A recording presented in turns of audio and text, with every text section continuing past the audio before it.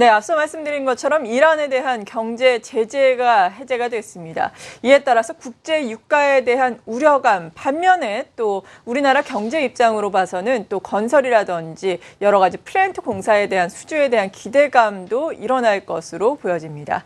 우리나라 같은 경우에는 또 북한이 있죠. 북한에 관련해서 핵 협상이 앞으로 어떻게 진행이 될지 이 문제에도 관건으로 또 부각되고 있는 상황인데요. 자세하게 알아보도록 하죠. 한국경제신문의 한상춘 논설위원 나오셨습니다. 어서 오세요. 네, 안녕하십니까. 네, 오랜만에 뵙게 되는데요. 네네. 여러 가지 사건이 있었습니다. 특히나 이란에 대한 경제 제재가 해제됐다라는 소식이 지난 주말 사이에 상당히 큰 이슈가 됐는데 그동안의 이란에 대한 핵 협상 어떤 일지로 진행이 됐었나요? 지난 주말에 사실 국제금융시장 많은 일정이 있었죠. 네. 대만에서 여성 총통이 나타났고 당선됐고 그다음에 16일에는 중국의 AI뱅크도 출범했습니다. 공식적으로. 그렇죠. 그리고 같은 날에는 이제 지금 국제 유가가 가장 큰 관심이니까 이것부터 이제 점검해 드려야 될 것 같은데요. 유가 향방에 가장 큰 영향을 미치는 또 우리가 그 토요일 새벽에 뉴욕 증시에 크게 영향을 미쳤던 유가 향방과 관련해서 이란의 핵 협상 타결 이후에 경제 제재 조치 문제가 풀렸죠. 네. 잠시 그 상황을 좀 이렇게 양 PD께서 유가 문제가 워낙 이슈되기 때문에 이렇게 CG에 앞서서 이렇게 유가 수준을 보여주고 있습니다는 지금 3대 유가가 전부 배럴당 $30 밑으로 떨어진 상황이거든요. 그렇죠. 이 발단이 되고 있는 지난 주말에 그 제재 협상 풀린 문제를 잠시 말씀드리면 이게 좀 멀리는 1979년대 가죠. 1979년에 이란 주재 미국 대사관에 대해서 인질 그 테러 사건 이것이 발단이 돼서 경제 제재 조치에 들어갔다 이렇게 보겠습니다. 이것이 그 1990년대에는 양자 제재, 미국과 이란의 양자 제재에서 다자체 내려왔죠. 그래서 이번에 경제 제재 조치가 풀릴 때 항상 유럽이 그 협상 파트너로 이렇게 유럽의 의견을 존중하는 것도 네. 바로 90년대에는 제재 방식이 바뀌었기 때문에 그런 배경에 의해서 이렇게 나타났다 이렇게 보시면 되겠고요. 또 이 관계가 굉장히 좀 악화됐던 것이 경제 조치가 몇 단계로 좀 강도 있게 됐거든요. 이 강도 있게 됐던 가장 강도 있게 됐던 것이 2002년입니다. 2001년 그 여러 가지 사건 이후에 사실상 이때 그 이란에서 우라늄 농축 이렇게 시설이 발견되고 나서 이 경제 조치가 굉장히 강화됐거든요. 그러다 보니까 이란 경제가 굉장히 안 좋아졌습니다. 네. 결국 세계적으로 보면 경제 제재 조치로 인해서 그래서 2010년대에 들어와서 이런 경제가 전형적으로 스태그플레이션 현상이 나타났거든요. 경제 성장이 떨어지고 경제 성장이 한때는 마이너스 13%까지 떨어졌거든요. 그 다음에 물가가 폭등하다 보니까 결국은 이란 국민들이 못 살게 되는 배경입니다. 그러다 보니까 2013년에 등장했던 로하스 이란의 신정부가 결과적으로 보면 이런 문제에다 손을 드는 백기를 든 입장이었었거든요. 결과적으로 보면 그 이후에 이란의 그 핵 협상이 이렇게 전격적으로 이렇게 진전이 되면서 작년에도 한번 이제 말씀드렸습니다는 2015년 4월 달에 이란과 그 미국 간의 핵 협상 타결을 위한 이런 그 사전 전제 조건이 이렇게 마무리된 상태에서 작년 그 7월에 이 핵 협상 문제는 타결됐었죠. 그래서 이것을 바탕으로 해서 여러 가지 사전 준비 작업 이렇게 했다음에 이번에 16일 날 이란에 대해서 경제 조치가 풀렸다 이렇게 보겠습니다. 네. 그래서 핵 협상 타결은 12년 만이고 그다음에 경제 조치는 이렇게 1979년에서 2016년을 빼시기 바랍니다. 그러면 37년 만에 경제 조치가 풀리게 된 이런 배경이다. 이렇게 보시면 되겠습니다. 네, 핵 협상 이후에 경제 제재 조치가 어느 정도 풀릴 것은 예상을 했지만 이렇게 경제 제재 조치가 1월부터 해제된 것 상당히 좀 이른 감이 없지 않아 있다라는 평가도 있던데요. 여기에 대해서는 어떻게 생각하시나요? 상당히 빨리 타결됐죠. 예. 제재 조치가 빨리 풀리게 된 배경은 역시 미국과 이란 간의 절박한 상황 때문에 그랬다 이렇게 보실 수 있습니다.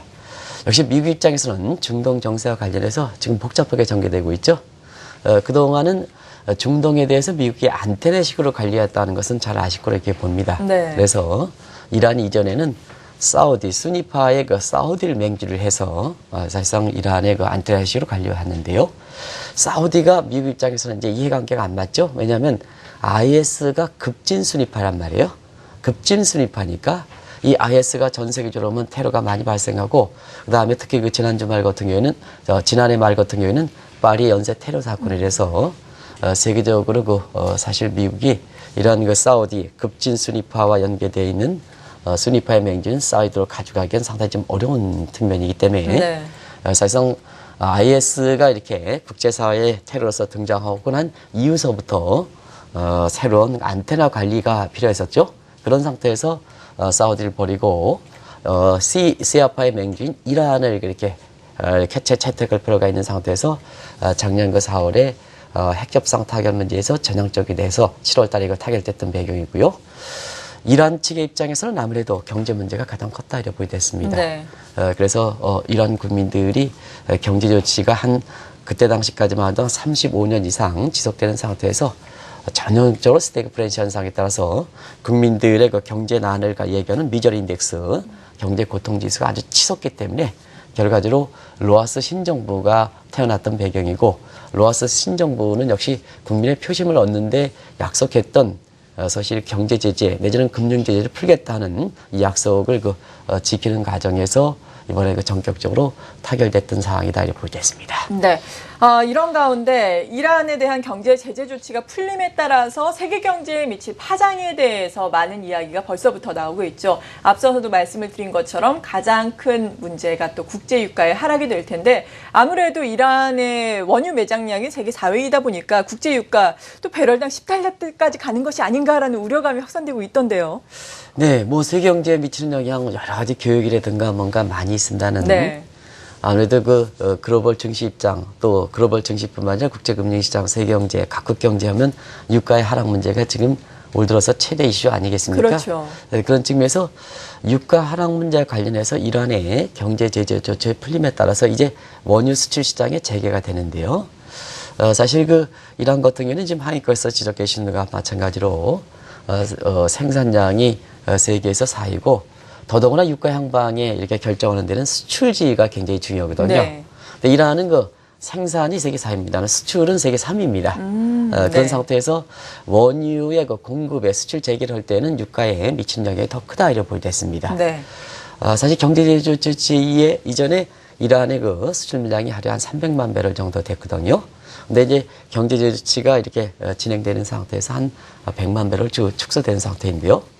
지금은 원유 공급 물량이 워낙 적재된 상태 아니겠습니까? 그렇죠. 조금만 공급 물량이 증가되면 유가가 폭락하거든요. 근데 하루에 100만 배럴 정도 이렇게 원유 시장에 참여할 때에는 상당히 유가가 이렇게 폭락하는 사태가 발생하고 네. 그런 우려 때문에 지난 주말 같은 경우에는 뉴욕 상품 시장에서 서브텍스 하중률리가 배럴당 30달러 밑으로 떨어지고 중동산 두바이가 이렇게 30달러 떨어진 지는 이미 오래됐습니다는 북해산 브렌트도 30달러 밑으로 떨어져서 세계 3대 유정인 서브텍스 하중률류 그다음 북해산 브렌트유 두바이가 배럴당 30달러 밑으로 돼서 전형적으로 파이널 드로 국면이 진행된 상태인데요. 지금 상태에서 사실 이란의 원유 수출 재개를 할 때에는 지금의 가뜩이나 이렇게 공급 물량이 적체된 상태에서는 공급 물량이 늘어짐에 따라서 유가 하락이 불가피하지 않느냐 이런 시각이거든요. 그래서 하행 꺾여서 이제 오시기 전까지만 하더라도 많은 사람들이 유가가 떨어지는데 한 배럴당 20달러 선까지는 얘기했습니다. 맞아요. 예. 그죠? 근데 이제 지난 주말에 이란의 경제 제재 내지는 금융 제재가 붙이고 원유 수출 시장에서 이란이 참여하겠다 하는 이런 시각들이 고개를 들면서 네. 이제는 배럴당 10달러 얘기가 나오고 있다 이렇게 볼 때 있습니다. 그만큼 상황이 더 악화돼서 이것이 지난 주말에 뉴욕 증시를 폭락시키게 됐던 배경이 되고 있다 이렇게 볼 때 있습니다. 네, 그 전에도 유가 하락이 이미 이슈였기 때문에 우리가 많은 시간 다뤄봤는데요. 그때 당시에 이야기를 했던 것이 보통 그 이전에는 국제 유가가 하락을 하면 소비 활성화로 이어질 수 있기 때문에 경제에 활력을 주었지만 요즘에 나타나는 행태는 다르다라는 부분이었잖아요. 네, 그렇습니다. 앞으로 이란이 또 원유를 적극적으로 수출할 경우에 나타나는 경제에 미치는 영향은 어떨 것으로 보세요? 네, 많은 시각들이 그런 시각을 하죠. 유가가 네. 떨어지고 이란의 원유 수출 시장 재개 때문에 추가적으로 유가가 떨어질 때는 세계 경제의 긍정적 측면도 기대되지 않겠느냐 하는 이런 시각도 있습니다는 분명히 세계 경제에 뭐가 잘못됐습니까? 아니요, 괜찮습니다. 예. 세계 경제 입장에서는 긍정적 측면이 있겠죠. 그러나 지금 상태에서는 부정적 측면이 훨씬 크다 이렇게 볼 때 있습니다. 네. 왜 그러냐면 세계 경제 성장률에서 이렇게 성장률 자체뿐만 아니라 세계 교육 증가율이 증가하거든요. 세계 교육 증가율이 국제 금융시장과 특히 증시에서는 업종별 명암을 결정할 때 굉장히 중요한 요인이거든요. 근데 지금은 세계 경제 성장률보다 세계 교육 증가율이 더 떨어지고 있습니다. 이게 굉장히 문제가 되는 부분이거든요. 네. 과거에는 세계 경제 성장률보다 세계 교육 증가율이 증가해서 한국 같은 이런 원유 수출국 입장에서 한국과 같은 이런 수출 지향적 국가 입장에서 보면 굉장히 좀 유리한 환경이 전개됐었는데요. 지금 유가 떨어짐과 함께 원자재값 떨어짐과 함께 성장률보다도 교육 증가율이 더 떨어진다는 얘기거든요.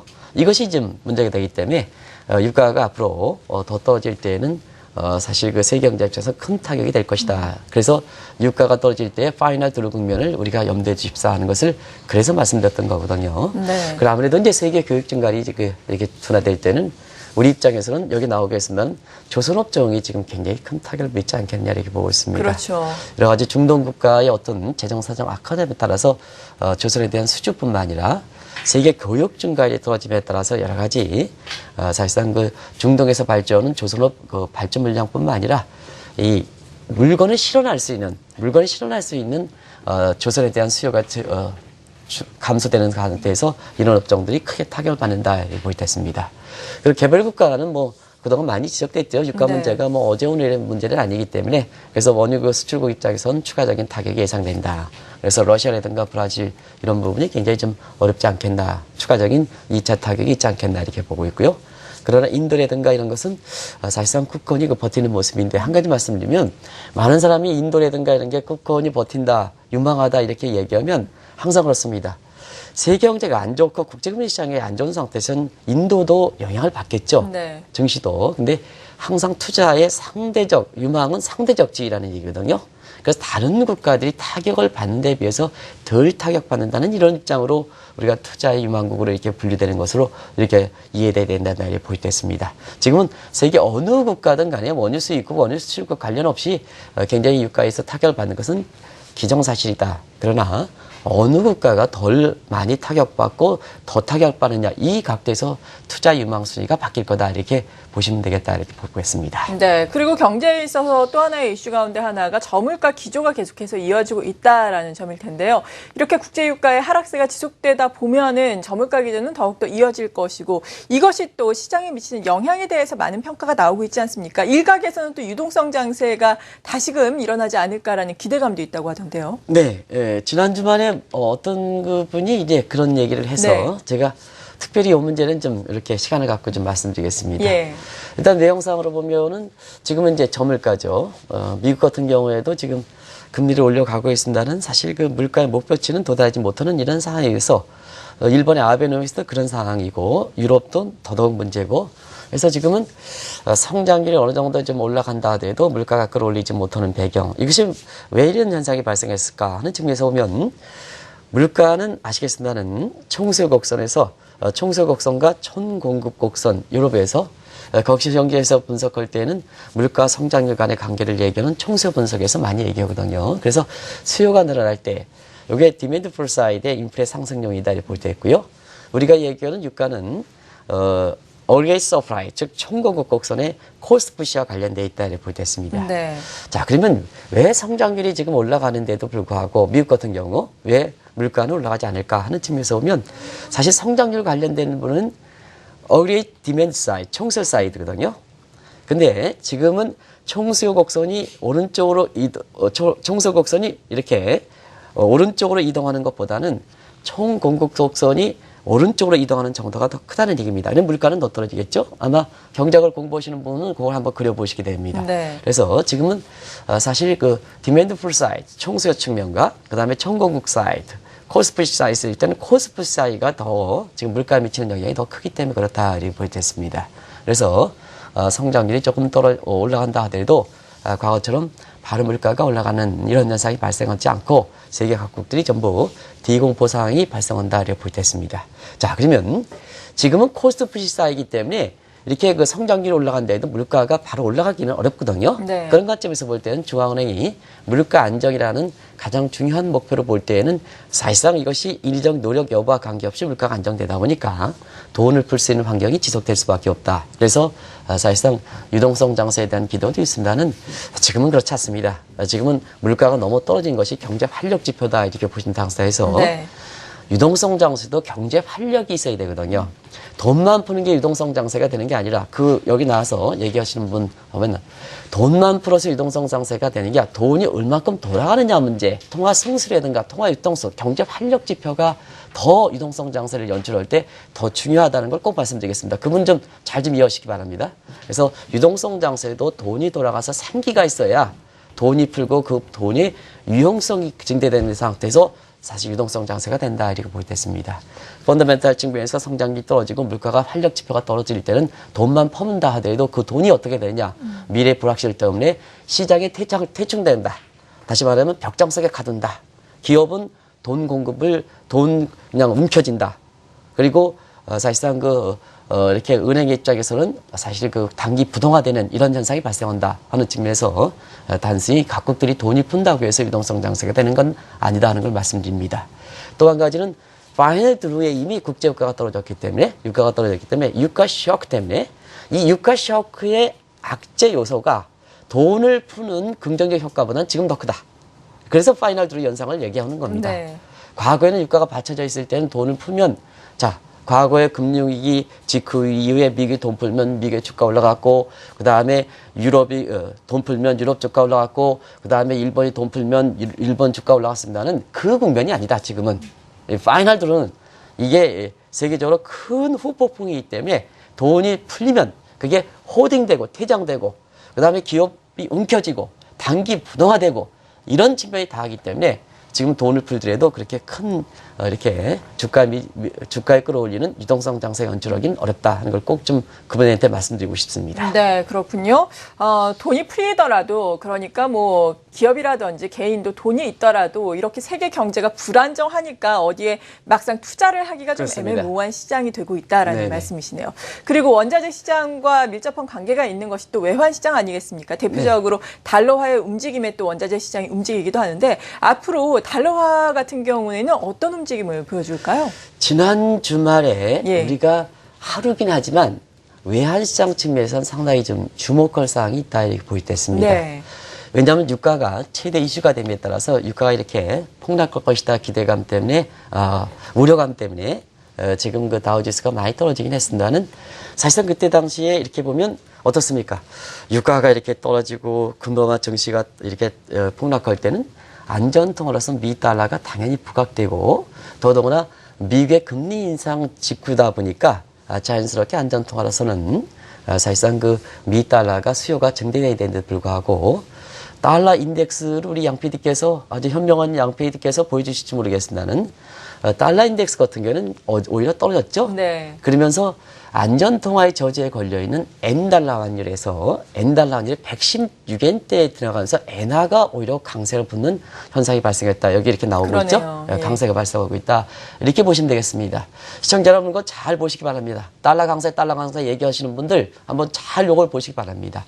그러면 우리 원달러 환율은 물론 지난 주말께 반영되지 않았습니다는 그 이전에는 왜 1200원대로 올라갔나 하는 측면에서는 이거는 미국의 금리 인상에 따라서 원달러 환율이 올라간 게 아니고, 한국은 지금 중국과의 관계에서 보면 대중 수출 비중이 27%에 달할 만큼 세계 어느 국가보다도 중국과의 관계가 높은 상황이거든요. 네. 그렇기 때문에 연초 들어서 중국이 위안화 평가 절하를 단행함에 따라서 이 원화도 평가 절하 단행할 수밖에 없다 이렇게 보겠습니다. 그 기대 심리가 형성될 수밖에 없다 이렇게 보겠습니다.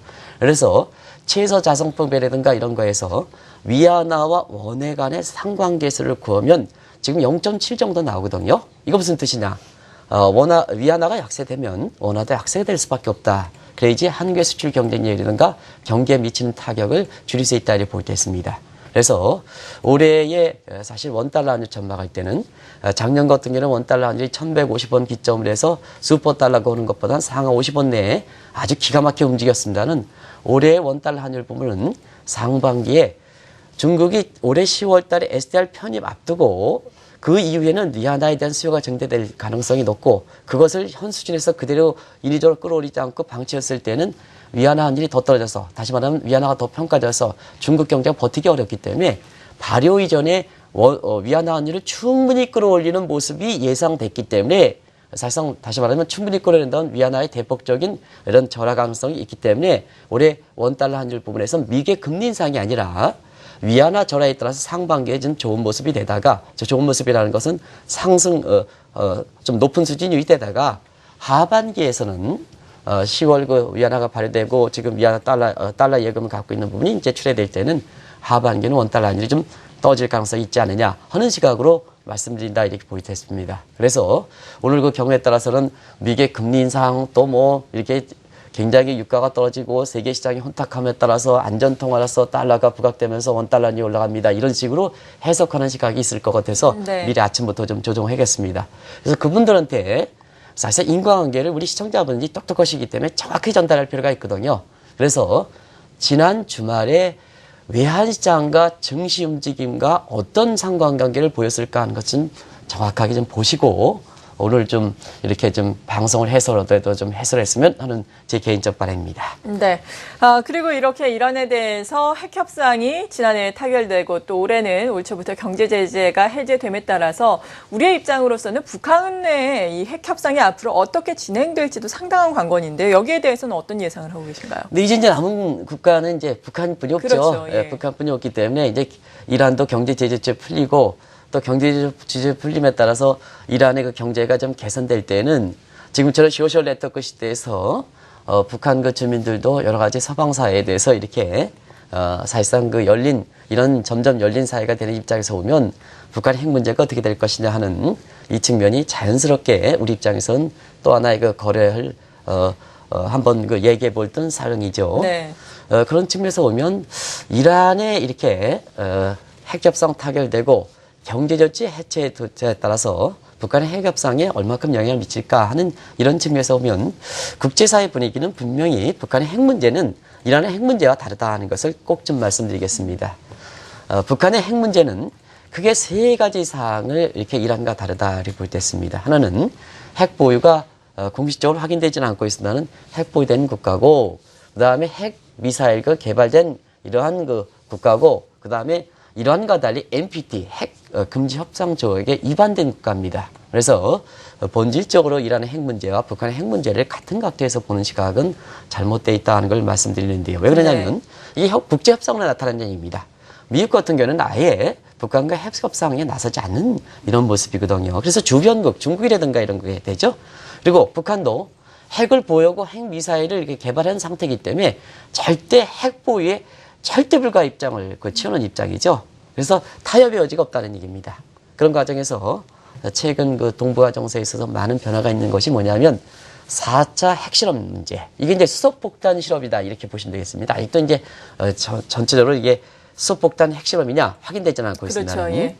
이 관계에서 자연스럽게 중국 입장이 좀 많이 변하고 있죠. 중국 입장에서 보면 한국의 박근혜 정부라든가 미국 입장에서는 좀 강도 있게 그걸 좀 제재를 시키고 대통령께서 그런 의지를 발휘했는데 정작 중국이 좀 나설 줄 알았는데 지금 미묘한 그 반응을 보이는 것이 바로 이런 문제이기 때문에 바로 이란의 핵 협상 타결, 지금 경제조치 풀리는 문제, 이런 문제에서 북한에 대해서 핵 문제라든가 이런 문제 해빙 유리가 조성될 것이다 하는 일부 언론의 시각들은 사실 본적 문제에서는 상당히 좀 다른 문제를 갖고 있다 하는 걸 말씀드립니다. 네, 그렇군요.